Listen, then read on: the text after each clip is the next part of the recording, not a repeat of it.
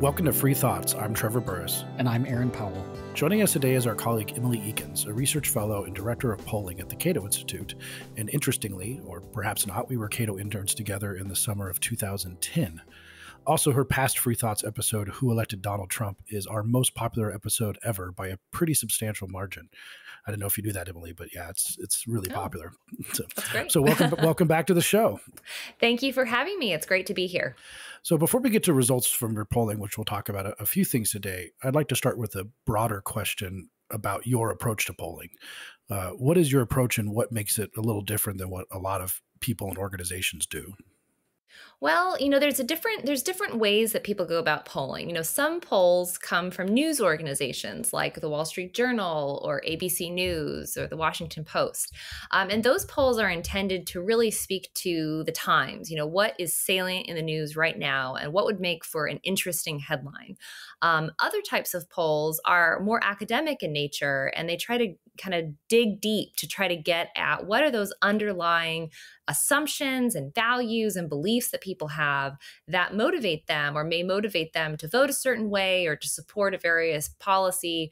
And that's usually been done by researchers like at the Pew Research Center or academics that study political science, economics, social sciences of some kind. And so we actually kind of merge the two approaches in the research that we do at Cato, where we are interested in, what's salient, but we want to dig deeper and get to those underlying values and assumptions that people have. But there's one other thing that we also do that surprises me that other pollsters don't do more of, to be honest.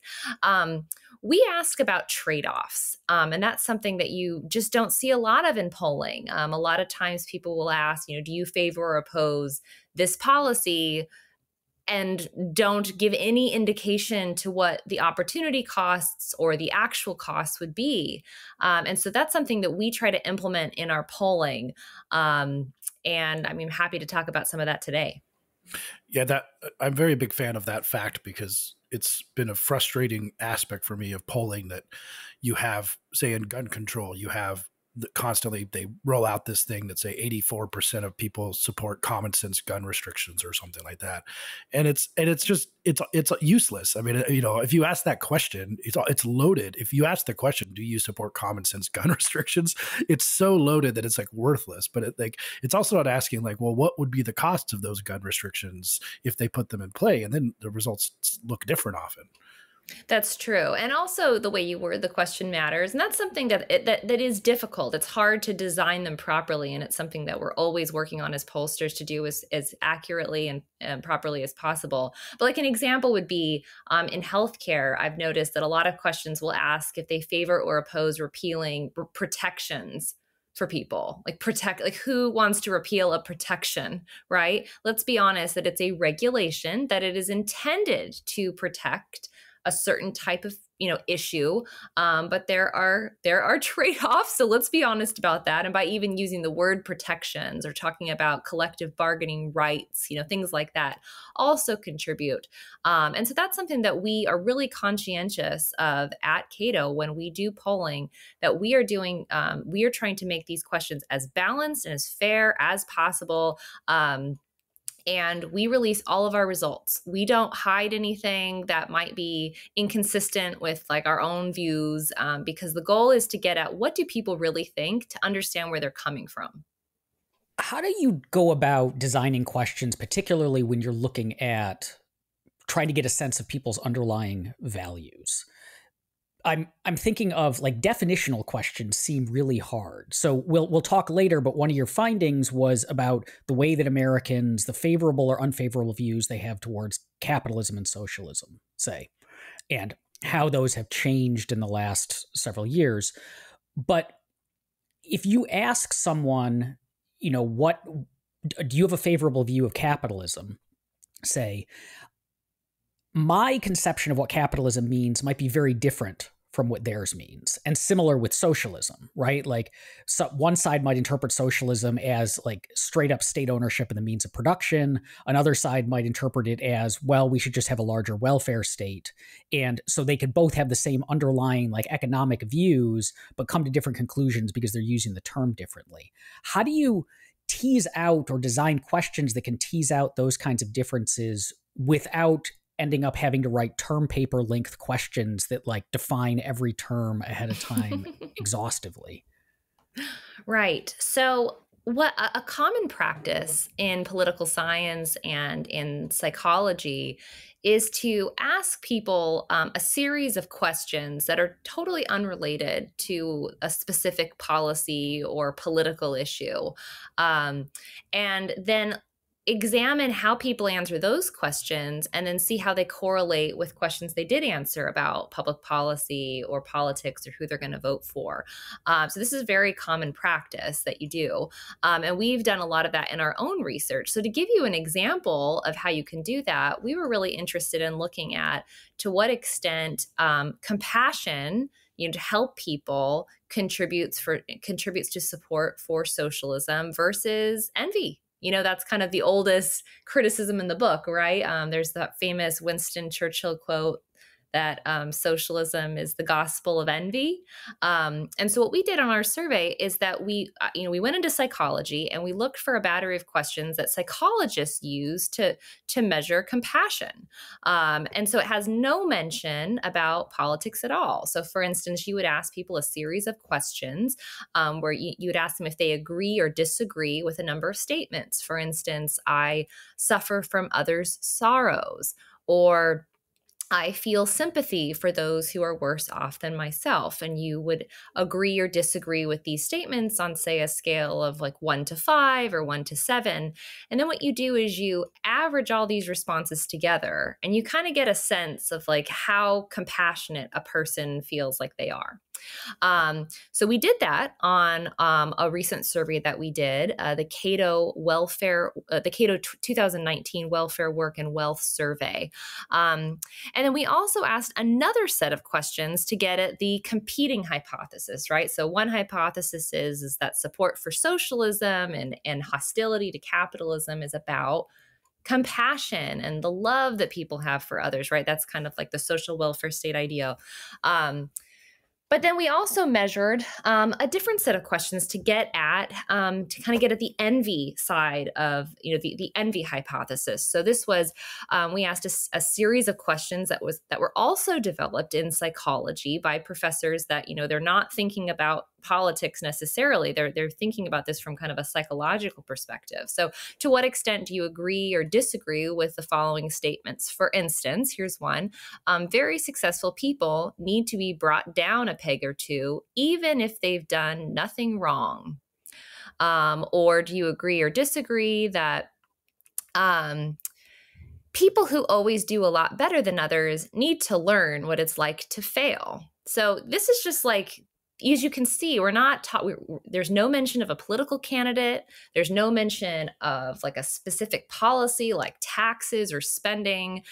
These are just kind of getting at the dispositions, the personality and the psychological dispositions people have. So what we do is we ask a series of questions like this, and then we kind of average all their responses together and get a sense of like how resentful and envious they are. And then we take the two together, compassion and envy. Which of these better predicts people's attitudes towards socialism and capitalism? And what we found is that both significantly predict seem to drive support for socialism. Now, correlation is not causation, but that's what we're saying. It predicts that the support people have for socialism.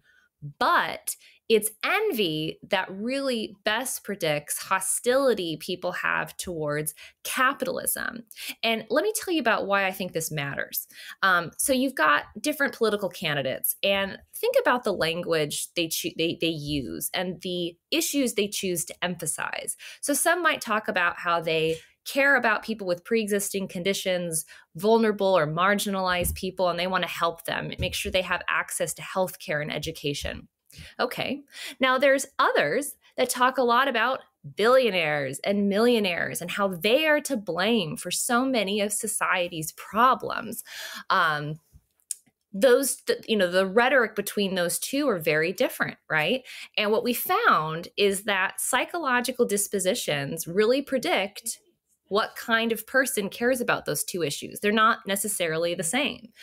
So more compassionate people are the ones that are, care about the first set of issues, people with pre-existing conditions getting access to health care. But people that scored a little bit higher on envy and resentment were more concerned about wealth taxes and the creation of billionaires and things like that. Fascinating, not totally surprising, but it's kind of interesting when some of the questions you posed. Is there a social desirability bias problem where if you ask someone, like, do you care about, people who are in pain or suffering, I can't imagine anyone saying no to that. Well, yes, there definitely is a social desirability problem in terms of how people answer the questions. But what is interesting is that even despite that, we get really significant differences between groups and how they answer the question. So let's take that first one I gave you.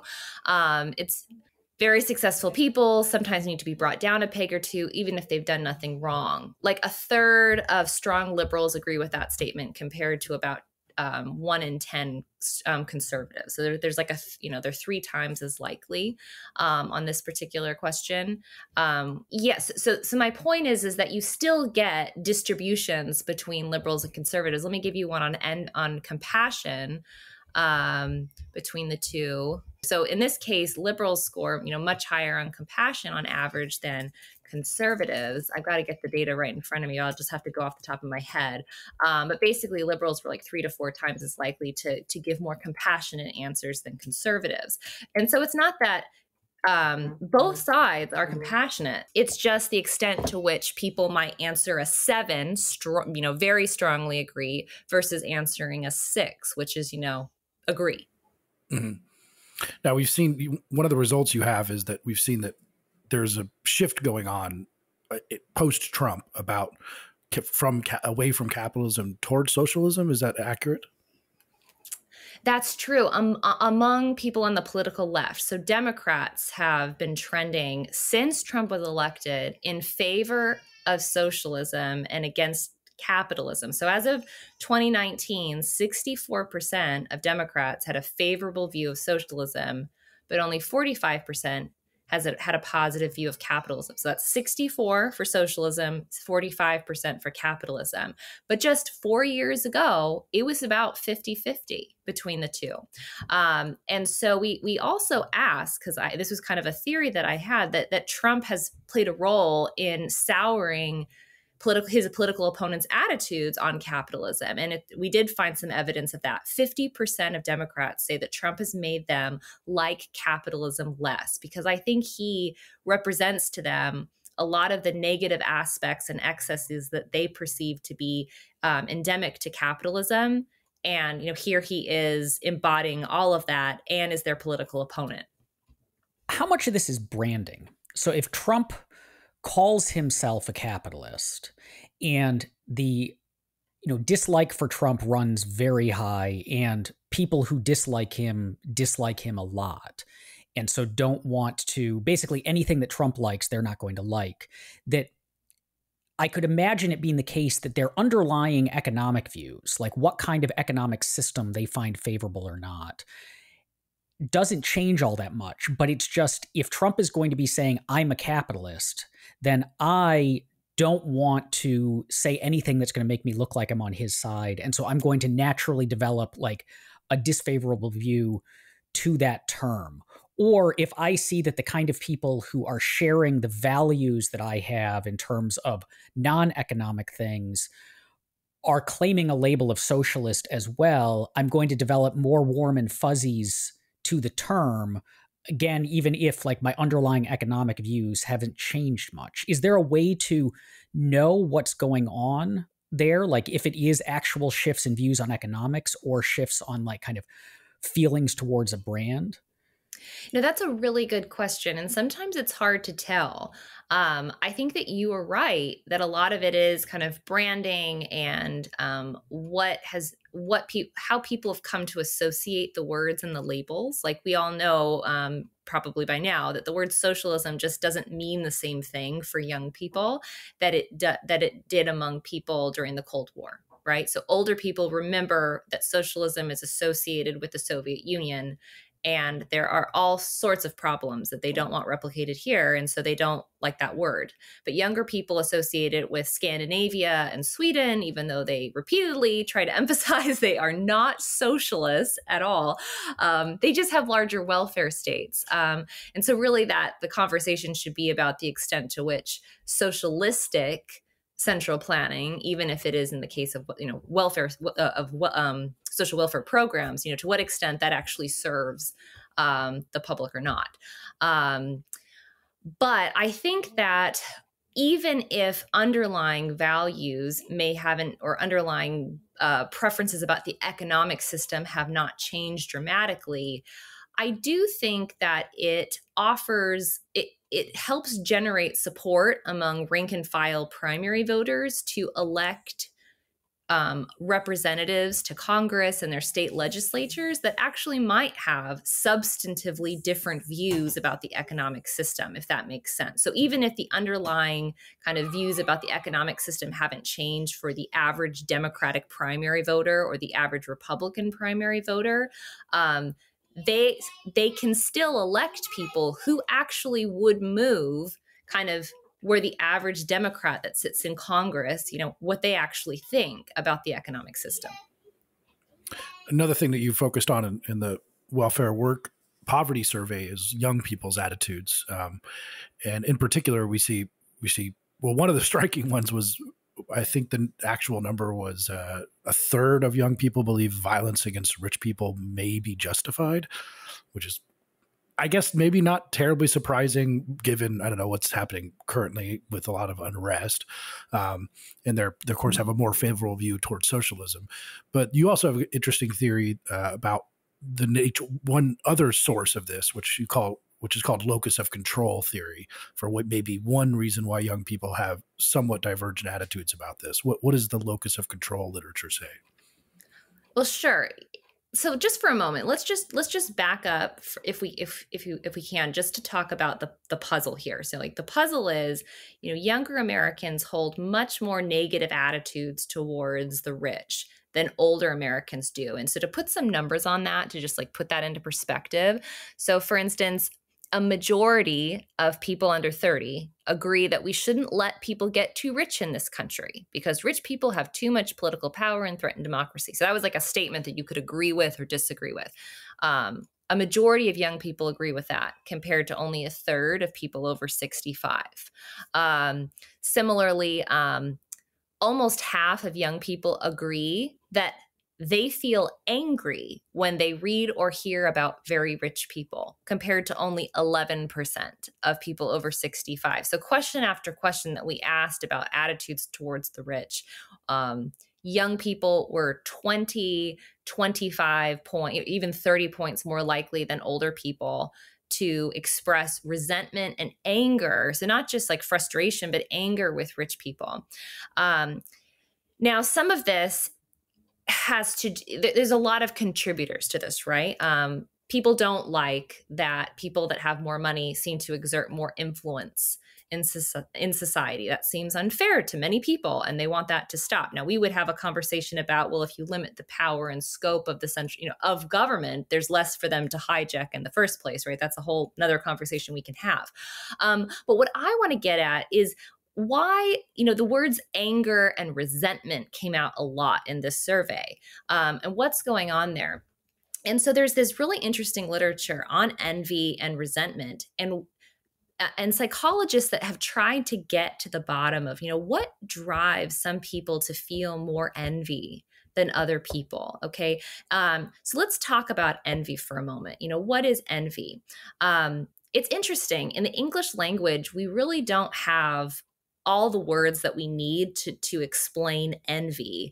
There really are two types. And in other languages, there actually are two different words to describe the two different types of envy. So one you might describe as benign envy. That's when you compare yourself to someone else that is doing better than you in some way.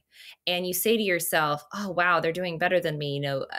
I want to strive to be better too. Okay. The other kind of envy is called malicious envy. And this is when you observe a peer or someone else, doing better than you in some way. Maybe they got a better grade, or they made more money, or got like a promotion, or, even if you're doing a similar type of job, they seem to do something well at work. The malicious form of envy wants to bring the other person down rather than lift yourself up. Okay. And so it's fascinating that other languages actually have two different words to describe these things. And so what I was really interested in is the role of malicious envy. What's going on there, and why do some people feel more malicious envy than others? Why do some people want to tear each other down? And so that brings us to the locus of control literature. There's some evidence that some of that feeling of malicious envy is driven by people's lack of feeling personal agency. And that's really what the locus of control is about. It's a construct identified in psychology, totally separate from politics. That's really key to remember here. This is developed by psychologists, not related to voting or politics. And what they found is that if you looked even at children seem to have different ways of explaining the events in their lives. For instance, imagine you have a kid and they got a bad grade on a test. They're in high school, and you say, "Why did you get that? Why did you get the bad grade?" One set of answers they could give would be, "Oh, well, the teacher didn't teach very well. The class was noisy. You didn't provide me a proper study space at home." All these things that are external to the individual's choices. Okay. Alternatively, imagine another kid that got a bad grade on a test, and you say, "Hey, why'd you get the bad grade on the test?" And they say, "Well, honestly, I didn't pay attention very well in class," or "I stayed out too late the night before with friends," or "I actually didn't do the reading that was assigned." Okay, so the latter are all things that are within the control of the individual. It's something that they have a little bit more control over than these external forces. And what psychologists have found is that people who emphasize what is within their personal control, that's called the internal locus of control versus external locus of control. People that have an internal locus of control have all of these more positive outcomes. So they found that measuring this in children, the kids that tended to emphasize the things that were within their control tended to get better grades. They made more money in the jobs that they got when they got older. They reported higher life satisfaction and greater happiness in the jobs that they had. They were willing to change jobs if they were unhappy in their current situation. It correlates with less likely to bully other kids and get involved in fights among high school boys. I mean, and lots of healthcare studies use this. So it also correlates with more positive healthcare outcomes. So there definitely seems to be something here about the internal locus of control and a belief that you are in the driver's seat of your life. Now, that does not mean in any way that external forces don't shape you.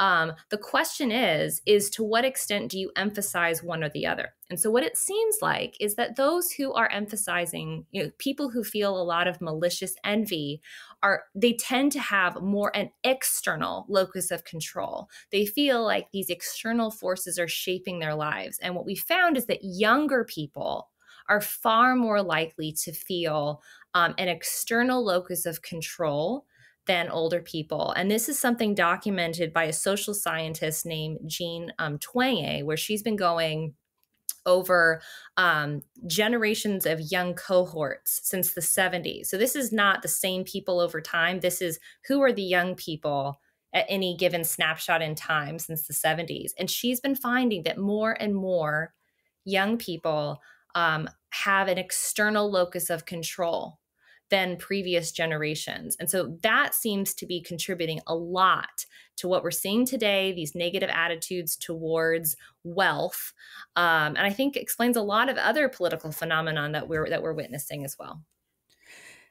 That's fascinating. And I have some immediate questions related to this. So I'll try to just put out a couple and see. The first is, so if youth cohorts over time are showing an increase in external locus of control, do they still show a decrease in that belief as they age. Because you could, I mean, if you just asked me, like, do young people or older people feel like they're more in control of their own agency? It would make sense for older people to feel they're in control than younger people, because younger people are subject to their parents, they're subject to their teachers, they don't have jobs yet, they're not independent, and so on. So they are, they have less control over their lives. That makes perfect sense. But if, and I could also imagine if it's increasing over time, that could be potentially driven by kind of the growing length of adolescence in American culture, that young people are dependent upon their parents and so on for a longer period of time. And so a young person looks like a young person instead of an old person in terms of like how their life is going to a later age than they used to, just because of cultural shifts.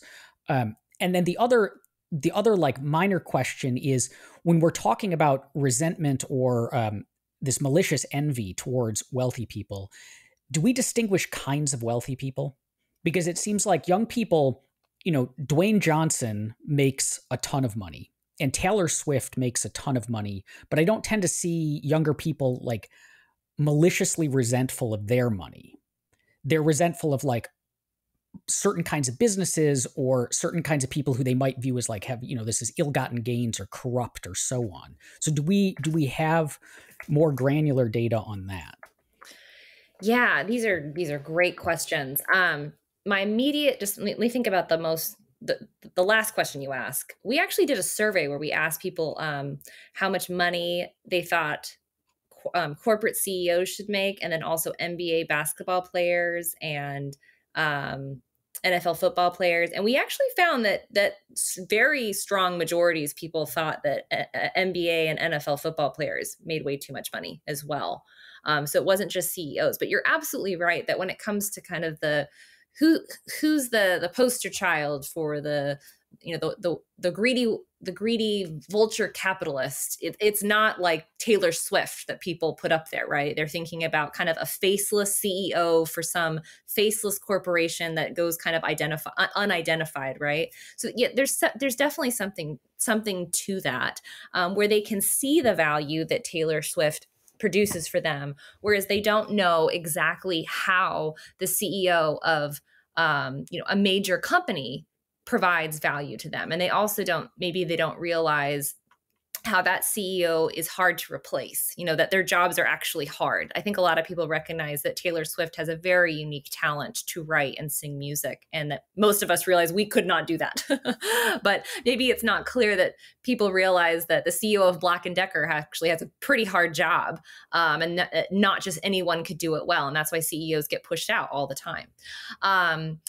To your first question about cohort effects versus life phase effects, I think you're absolutely right that, like younger people are subject to parents and teachers. They don't have jobs yet. They don't have control over much of their lives.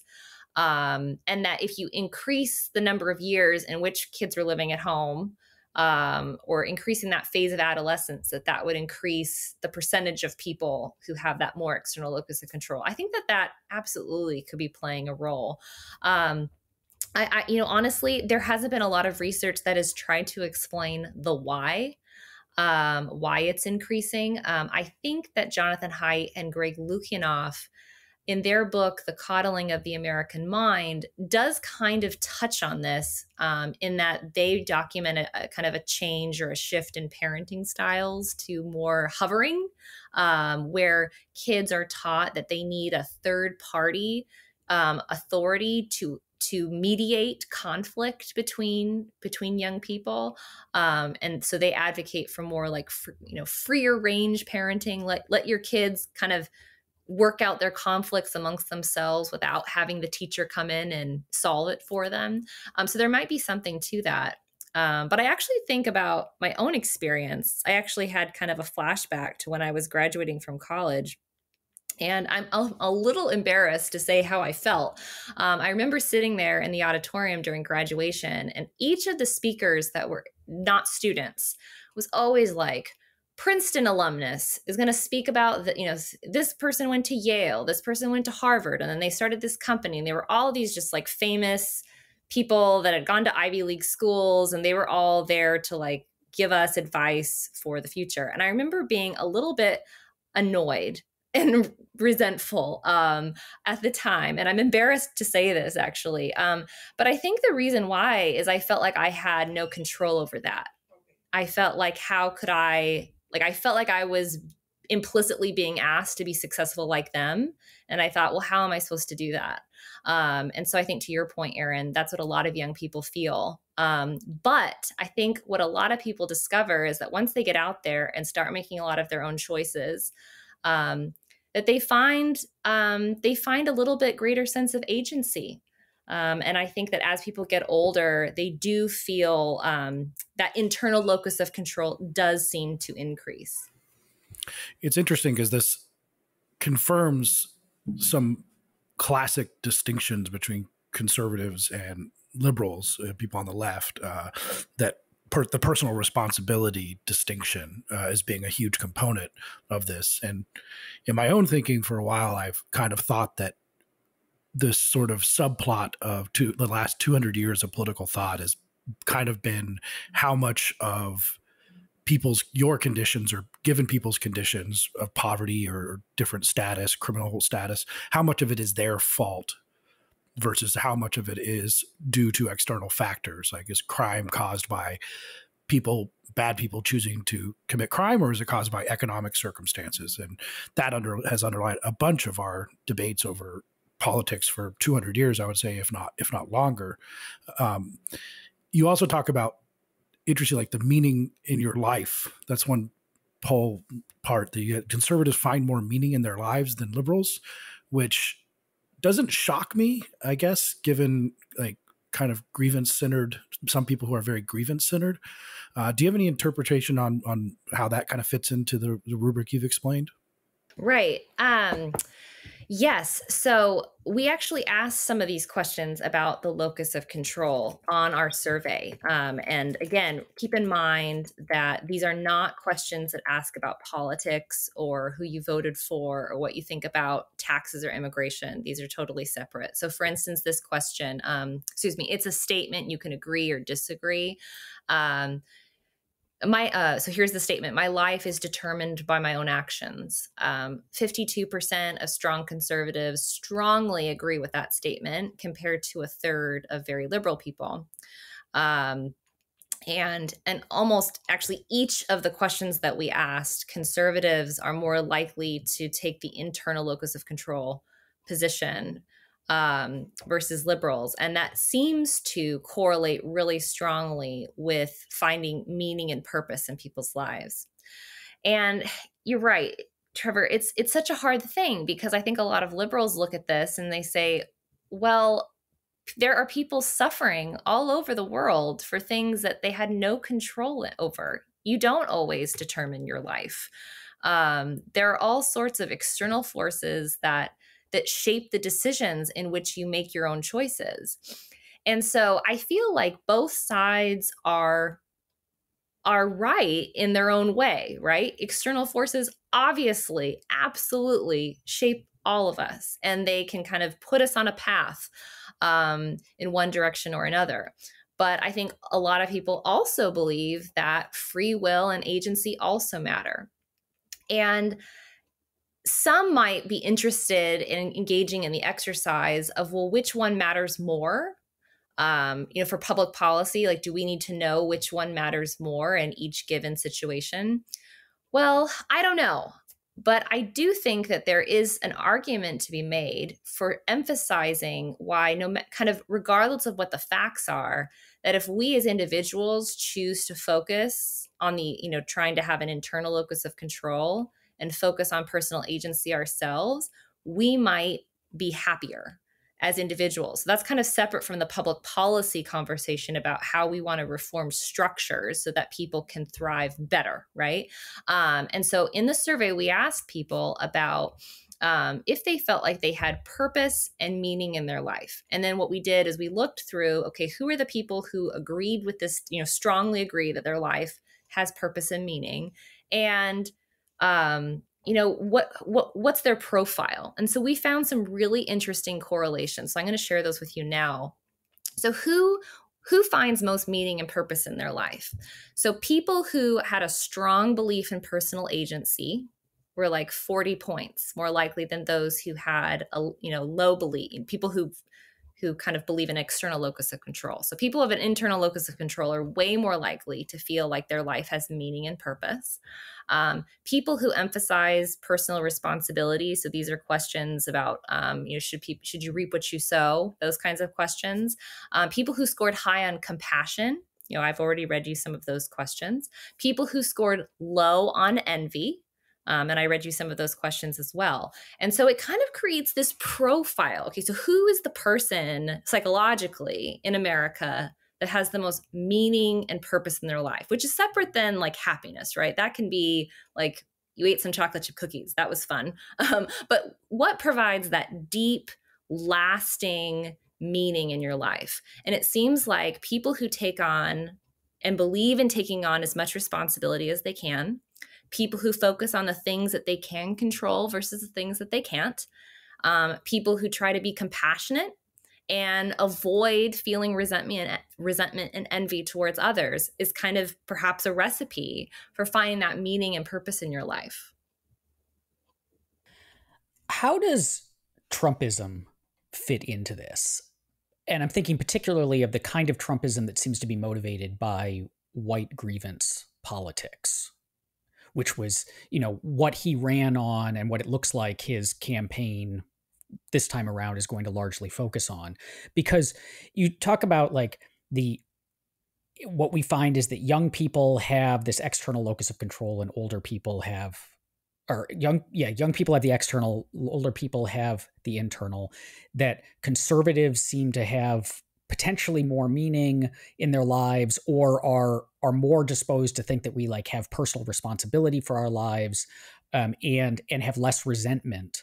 But all of those things seem to describe a lot of white grievance politics. That white grievance politics is kind of is blaming manipulators and other people. It's picking enemies. It's saying that your position in life is because of all these external forces. And even the national conservative movement has been making the case that there's been one of the things that drives white grievance politics is a hollowing out specifically of meaning, because we've abandoned, say, religious institutions or don't have the same jobs that existed before or whatever.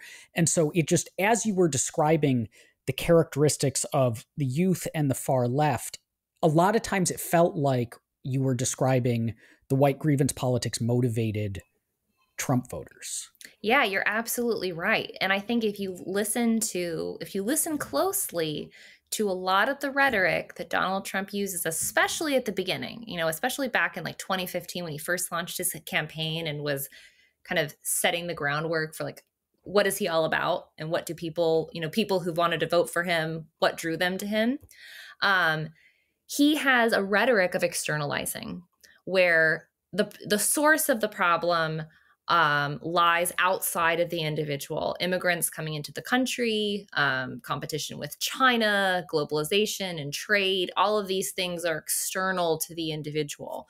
And I think that that's why Trump attracted a different kind of Republican, or even not even Republican, voter early on. And we have data on this. So Republican politics has been characterized by a number of different social movements that have galvanized kind of different segments of the political right. So there was the religious right, there was the Tea Party movement, and then comes along Trump. And so a lot of people probably assume they're all the same. Well, I wrote my dissertation on the Tea Party and have spent a lot of time studying these segments because I just think coalitional politics are so interesting. And they exist on the left and the right.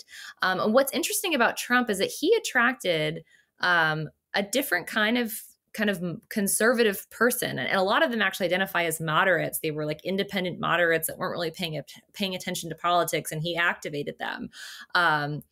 whereas the Christian conservatives and the Tea Partiers actually gravitated to other candidates early on, like Trump, or sorry, not Trump, like Cruz and Rubio were the Tea Party favorites, and then religious conservatives kind of had some overlap there too. And so his message really gravitated with a new set of voters at the beginning, and then he kind of brought them all under his wing, which because partisanship does that. But I think that you're absolutely right that his message is externalizing. And what I noticed is that when Bernie Sanders was running in 2016 against Hillary, and then Trump's running in the primaries, I thought, wow, their rhetoric is so similar. They're all pointing to an external force and saying, you can blame them for your problems and you should elect me to come in and fix it for you. And it's concerning that it does seem that politics incentivizes this kind of behavior, because what kind of political leader doesn't jump at the opportunity, it seems, to tell people that they can blame somebody else and they should elect them to solve their problems. And that's probably what's going to happen this November. Yeah, it is very concerning. I'm thinking fairly pessimistically now about, the state. I mean, we're in a pandemic with a lot of unrest, and the state of American politics going forward, where this narrative is just sort of bounced back and forth by people, either the Sanders and his heirs, and then Trump and his heirs. And it is somewhat interesting for millennials to kind of go back to or zillennials and younger people, to go back to your point about, I don't even know what they're called anymore, but about younger people, that you do have a situation like what the libertarians would say about this, and many of these situations, is that due to government involvement, three really important things, education, healthcare, and housing, have become extremely inaccessible compared to what it was for our parents. And then you get the lack of locus of control feeling about those things, and then pushing for externalizing. And it kind of doesn't look rosy to me. I don't know if it looks rosy to you going forward, if there's like something in the data that you say, oh, there's going to be, some real libertarian or individual responsibility coming up here, when there are a lot of genuine grievances that I think millennials have, right? Right. I completely agree. And so that's what I was saying. I was trying to emphasize, and I hope that I communicated it the way I intended, is that absolutely there are external forces that you don't have any control over that affect your life, and that certain forces disproportionately affect some people more than others. And that's not fair. And from a public policy standpoint, we want to redress that, right? We want to improve access to high quality education for all students, for all kids. We want to improve access to good quality housing, expand access to healthcare, all those things. And that's from a public policy perspective we want to do, right? It's not the case that there seems to be evidence that there is racial bias in the criminal justice system. And it doesn't mean that anyone, it is absolutely valid, and we should acknowledge excuse me, let me be clear with what I'm saying. It's absolutely valid to acknowledge that, and saying that racial bias in policing and criminal justice is wrong, and we must stop that. And so I think that sometimes people misunderstand this discussion by saying that if we want to emphasize the internal locus of control for individual, personal meaning and happiness, that means we should just ignore the injustices all around us. And that's false. We don't want to do that. But I do think that there's a fine line between, to what extent do we individually emphasize one over the other in our own personal life, versus what do we seek to improve kind of as a society going forward? Yeah, I think it's difficult because, especially now you brought in the policing fact, which we can touch on a bit here, which you've also done surveys on, but it's difficult with figuring out, as you said, it's very important that you don't minimize, and it's not even a rhetorical strategy. These impediments to African Americans are not minimal in any way, but it's hard to kind of figure out how you talk about this without sounding like you're blaming everyone for not getting ahead because they didn't have enough personal responsibility. Right. That absolutely has to be part of the conversation. And I feel like some people have talked about disentangling fault from responsibility. And I think that there might be something useful here, right? Because I think we spend a lot of time saying, well, whose fault is it that this problem exists? Okay, so there's some value in trying to figure that out, right? Because we obviously think if we could figure out whose fault it is, we could stop the problem. But sometimes I think that it's also useful to disentangle that and say, okay, so the problem exists. We should try to fix that. Let's, set that aside for a moment and think about how can we fix the problem? And a lot of times focusing on, how we can use our own agency to make things better is also an important approach, and that we can only do that if we disentangle fault from responsibility. Even though both conversations need to happen, sometimes we get bogged down in the whose fault is it so much that we don't actually try to solve the problem as individuals using our own agency. Meaning has played a large role in a lot of this conversation, and the problem of people without this strong sense of meaning then have these other beliefs, and the people with the strong sense of meaning seem to do better.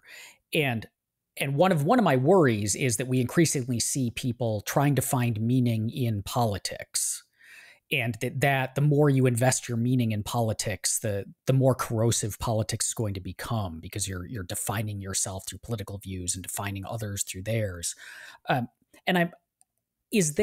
do we start to reestablish meaning for people who have lost it, particularly when it seems like we're a secularizing society, and for a lot of Americans, religion was a source of meaning, and particularly young people are much more secular than prior generations, and that doesn't seem like that's necessarily going to come back. So is there stuff in the data about how people who have meaning find it in ways that we could learn from and try to instill more of it?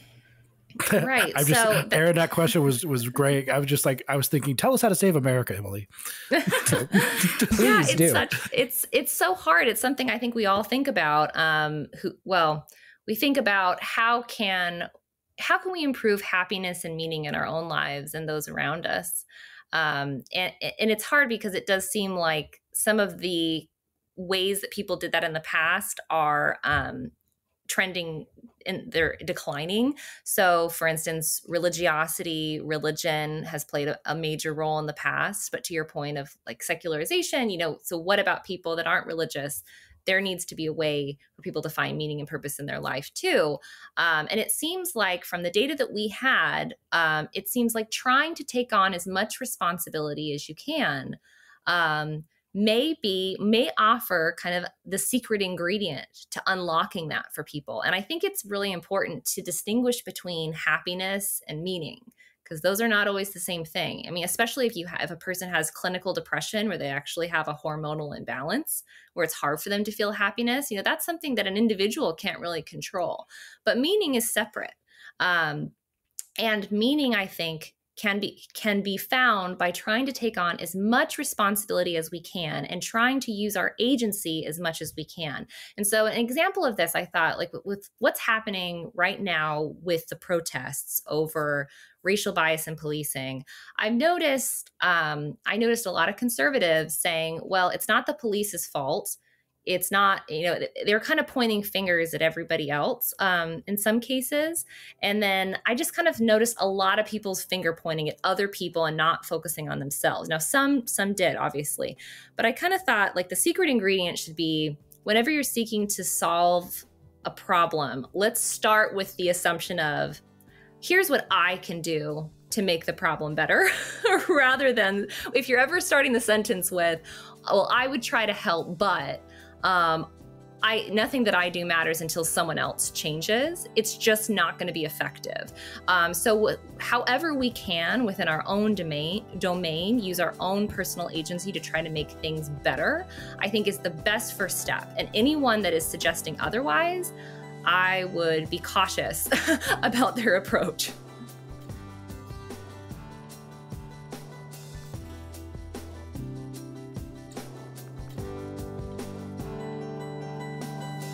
Thank you for listening. If you enjoy Free Thoughts, make sure to rate and review us in Apple Podcasts or in your favorite podcast app. Free Thoughts is produced by Landry Ayers. If you'd like to learn more about libertarianism, visit us on the web at www.libertarianism.org.